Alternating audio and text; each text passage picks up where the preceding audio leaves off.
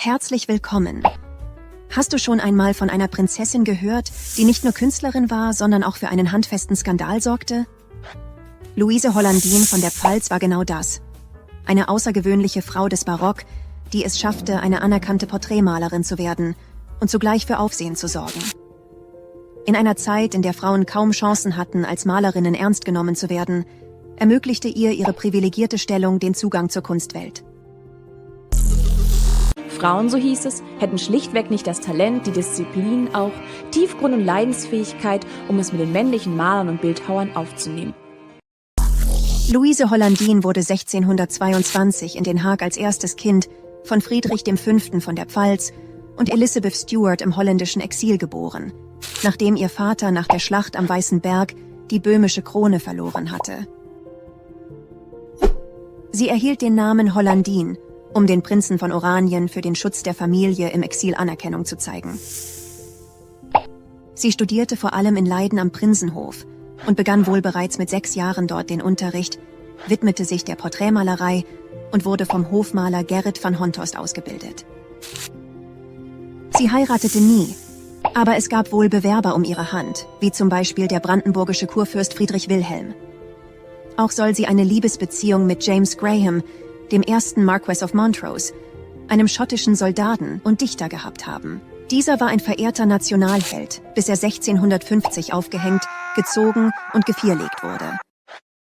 7 Jahre später nahm ihr Leben eine unerwartete Wendung. Mit 35 Jahren floh sie aus Antwerpen nach Frankreich, trat 2 Jahre später in einem Karmeliterkloster zum katholischen Glauben über. Die Gründe dafür bleiben bis heute rätselhaft.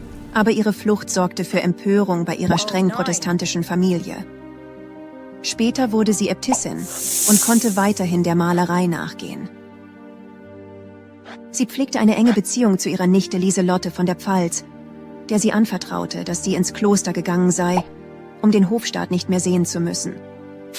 Nach einem Schlaganfall 1705 war sie die letzten Jahre ihres Lebens teilweise gelähmt und starb 4 Jahre später mit 86 Jahren im Kloster Maubuisson.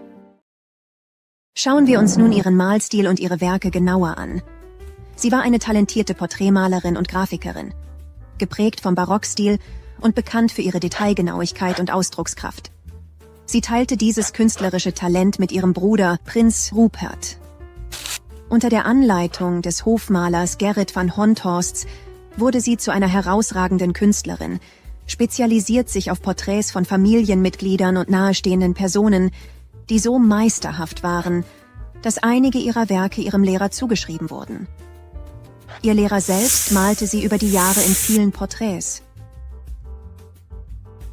Als bekannteste Werke sind das Porträt ihrer Schwester Sophie von der Pfalz als Indianerin, ein beeindruckendes Selbstporträt von 1650 und das Selbstporträt als Benediktinerin hervorzuheben.